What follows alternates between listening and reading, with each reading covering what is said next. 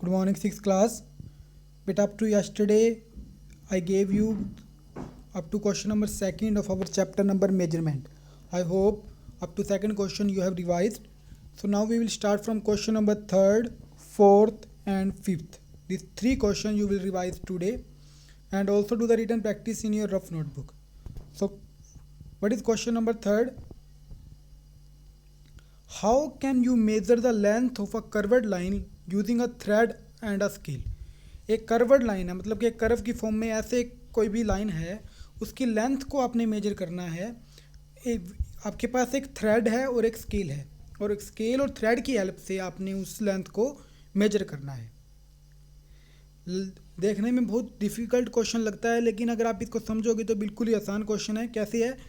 Take a thread, आपने पहले एक थ्रेड लेना है। थ्रेड मतलब एक धागा, एक थ्रेड आपने लेना है।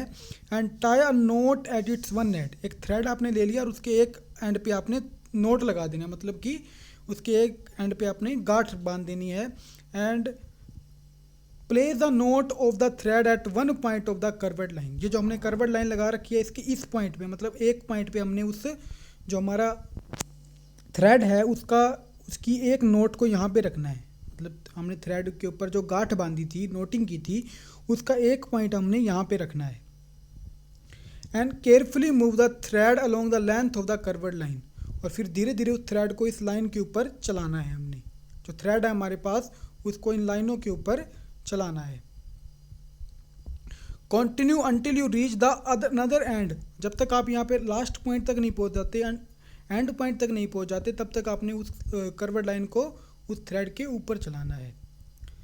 Put a mark on the thread with the pen, और फिर क्या करना है, यहाँ पे थ्रेड खत्म हो गया तो यहाँ पे वो जो थ्रेड है हमारे पास उसके ऊपर पेन से एक मार्क लगा देना है। हमने पेन से हमने एक मार्क लगा देना है उस थ्रेड के ऊपर। जैसे हमारी लाइन है, यहाँ से स्टार्ट किया थ्रेड को, इसके ऊपर चलता रहा वो, और यहाँ पे आते हुए लास्ट में हमने उसके ऊपर क्या लगा दिया, पेन से मार्क लगा दिया। Put a mark on the thread with the help and now stretch the thread along a metre scale. अब वो उस थ्रेड को वहाँ से काट दिया हमने, और जितना थ्रेड इसके ऊपर था उस थ्रेड को हमने एक स्केल पे मेजर कर लिया। The length of the thread is equal to the length of the curved line, तो उसको लेंथ को जब हम किसी स्केल पे मेजर करेंगे, जो हम थ्रेड की लेंथ को इस पे मेजर करेंगे, तो जितनी थ्रेड की लेंथ होगी उतनी ही इस कर्वड लाइन की लेंथ होगी। जितना उस थ्रेड की लेंथ होगी उतना ही इस कर्वड लाइन की लेंथ होगी। I hope it is clear to you. मैं दोबारा बता रहा हूँ क्या करना है। हमने टेक अ थ्रेड, पहले हमने एक थ्रेड लेना है, धागा लेना है। And tie a note at its one and, और उस थ्रेड के ऊपर हमने एक एंड पे क्या लगा देना है, एक गांठ बांध देनी है, नोटिंग कर देनी है। नोट का मतलब होता है कि धागा बांध देना, धागे के ऊपर गांठ बांध देना। Place the knot of the thread at one point of the curved line, ये हमारी कर्वड लाइन है, इसके एक पॉइंट पे हमने उस थ्रेड को रख देना है। Carefully move the thread along the length of the curved line, जो हमारी कर्वड लाइन है, ये कर्व वाली जो लाइन है, इसके ऊपर उस थ्रेड को चलाए रखना है। और कब तक चलाना है? जब तक हम एंड पॉइंट तक न पहुंच जाएं। Carefully until you reach, until मैंने जब तक, यू रीच जो तुम नहीं पहुंच जाते, द नदर एंड, जब तक आप नदर एंड तक नहीं पहुंच जाते तब तक आपने उस थ्रेड को उसके ऊपर चलाना है। Put a mark on thread with a pen, और जहाँ हमारा थ्रेड यहाँ पे ख़त्म हो गया, यहाँ पे एक पेन से हमने मार्क लगा देना है। Now stretch the thread along the metre scale, और फिर उस थ्रेड को किसी स्केल के ऊपर मेजर करना है। The length of the thread is equal to the length of the curved line, जितनी थ्रेड की लेंथ होगी उतनी ही हमारी कर्वड लाइन की लेंथ होगी। Okay students, I hope it is clear to you now. Next question, the distance between Nishant house and his school is 1.75 kilometre. क्या कहता है? निशांत के हाउस और उसके स्कूल के बीच में जो डिस्टेंस है वो कितनी है? 1.75 kilometre. Change that in metre, मतलब जो ये स्पीड, ये जो डिस्टेंस दी हुई है 1.75 किलोमीटर, इसको हमने मीटर में बदलना है। तो हमको पता है कि 1 किलोमीटर में 1000 मीटर होती हैं। इन 1 किलोमीटर देर आर 1000 मीटर। तो हमको इस किलोमीटर्स को किस में बदलना है? मीटर में। तो इसको हम क्या करेंगे, 1.75 को 1000 से मल्टीप्लाई कर देंगे। तो जब 1.75 को हम 1000 से मल्टीप्लाई करेंगे तो क्या आ जाएगा? 175 डिवाइड बाय 100, क्योंकि यहाँ पे 2 पॉइंट के बाद हमारे 2 पॉइंट के बाद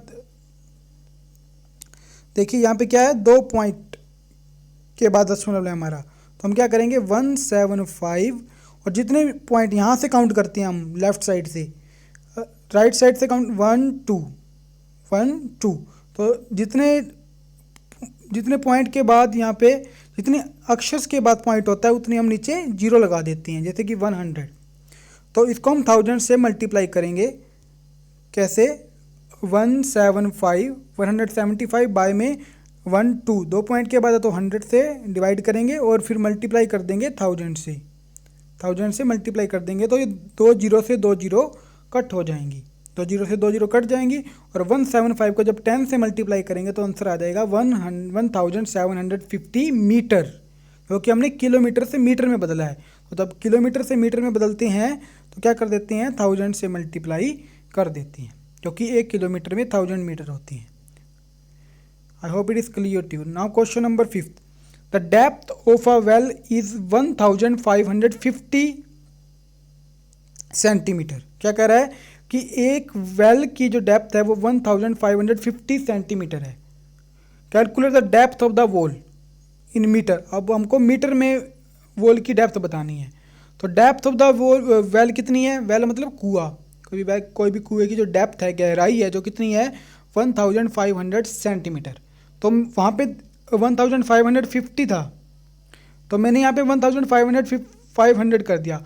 नो प्रॉब्लम, आपको जस्ट लॉजिक पता होना चाहिए, न्यूमेरिकल का लॉजिक पता होना चाहिए कि आपने निकालना कैसे है, वैल्यू चाहे कोई भी हो। तो यहाँ पे अगर 1550 सेंटीमीटर होता तो तब हम कैसे निकालते? तो मैंने बाय मिस्टेक यहाँ पे 1500 लिख दिया, इससे कोई फर्क नहीं पड़ता है।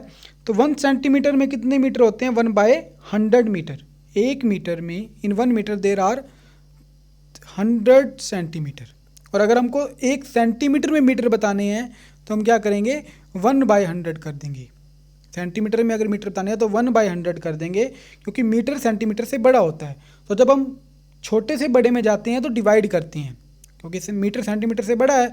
तो जब हम छोटे से बड़े में जाते हैं तो डिवाइड करते हैं, तो 1/1000। और अगर हमको मीटर से सेंटीमीटर में बदलना होता तो मल्टीप्लाई करते।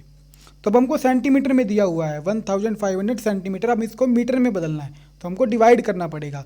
कितने से डिवाइड करना पड़ेगा? 100 से डिवाइड करना पड़ेगा, क्योंकि 1 सेंटीमीटर जो होता है 1/100 मीटर के इक्वल होता है। तो जब 1500 सेंटीमीटर को 100 से डिवाइड करेंगे तो 2 जीरो से 2 जीरो कट हो जाएंगी और आंसर क्या आ जाएगा? 15 मीटर। आंसर हमारा 15 मीटर आ जाएगा। और अगर यहाँ पे 1550 होता, क्योंकि ऊपर 1550 था, तो इसको जब 1000 से 100 से डिवाइड करेंगे तो 1 जीरो से 1 जीरो कट हो जाएगी। अब यहाँ पे 10 है, 10 होता है तो हम कितने पॉइंट के बाद, कितने अक्षरों के बाद पॉइंट लगाते हैं, यहाँ से काउंट करते हैं। तो 10 है तो एक अक्षर के बाद हम पॉइंट लगाएंगे, तो 15.5 क्या आ जाएगा? मीटर आ जाएगा, 15.5 metre. Okay students, so revise this numericals and do learn this question also. Okay students, thank you.